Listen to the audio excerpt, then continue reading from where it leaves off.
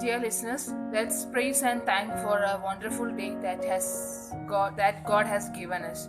Today is very special because we have entered to our Lent season and we are going to celebrate Christmas in another 24 days. It's Christmas is birth of Jesus and it brings hope, joy and all happiness to us because Jesus Christ, our Savior, has born for us to relieve us from all the sins that has made our life very miserable. So let's read through the Bible and live in His words.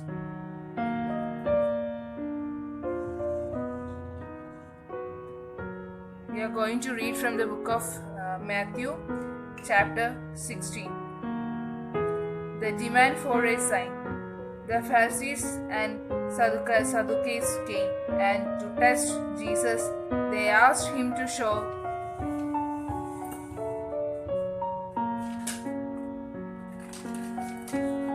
them a sign from heaven.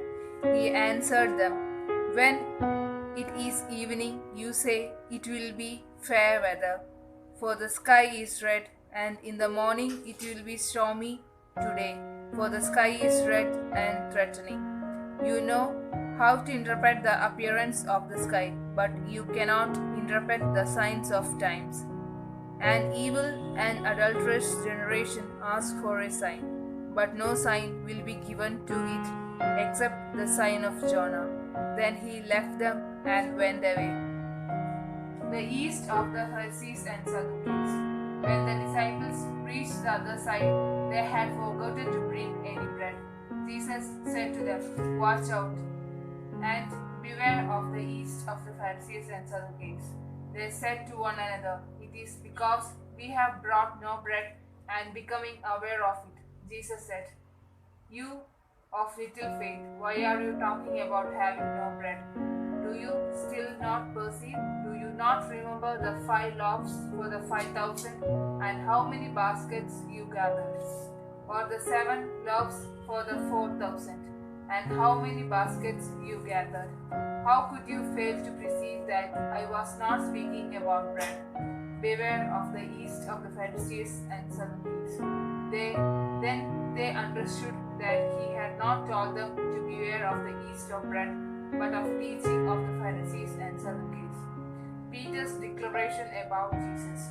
Now, when Jesus came into the district of Caesarea Philippi, he asked his disciples, "Who do people say that the Son of Man is?" And they said, "Some say John the Baptist, but others Elijah, and still others Jeremiah, or one of the prophets." He said to them, "But who do you say that I am?" Simon Peter answered, "You are the Messiah, the Son of the living God." And Jesus answered, "Blessed are you, Simon, son of Jonah, for flesh and blood has not revealed this to you, but my Father in heaven. And I tell you, you are Peter, and on this rock I will build my church, and the gates of Hades will not prevail against it. I will give you the keys of the kingdom of heaven, and whatever you bind on earth will be bound in heaven, and whatever you loose on earth will be loosed in heaven." Then he sternly ordered the disciples not to tell anyone that he was the Messiah. Jesus foretells his death.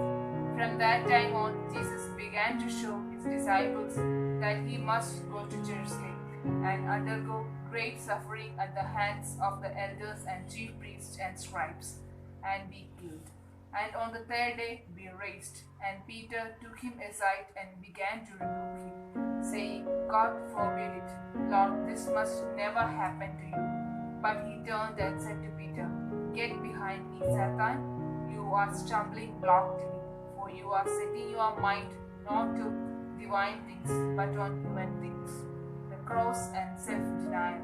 Then Jesus taught his disciples, "If anyone wants to become my followers, let them deny themselves and take up their cross and follow me. For those who want to save their life will lose it, and those who lose their life for my sake will find it. For what will it profit them if they gain the whole world but forfeit their life? Or what will they give in return for their life? Son of Man is to come with his angels in the glory of his Father. And then he will repay everyone for what he has been done. Truly, I tell you, there are someone standing here who will not taste death before they see the Son of Man coming in his kingdom. It's the words of the Lord.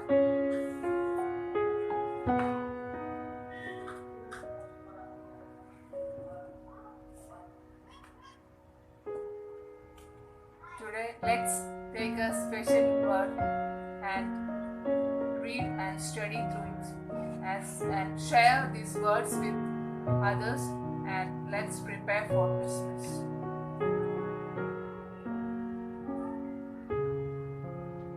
He is a shield to those who take refuge in him. Proverbs 35.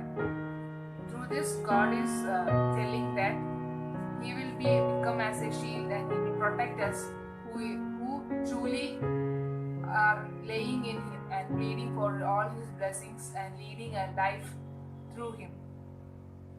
Thank you. And I especially say, please share these words with your friends, relatives, and your loved ones.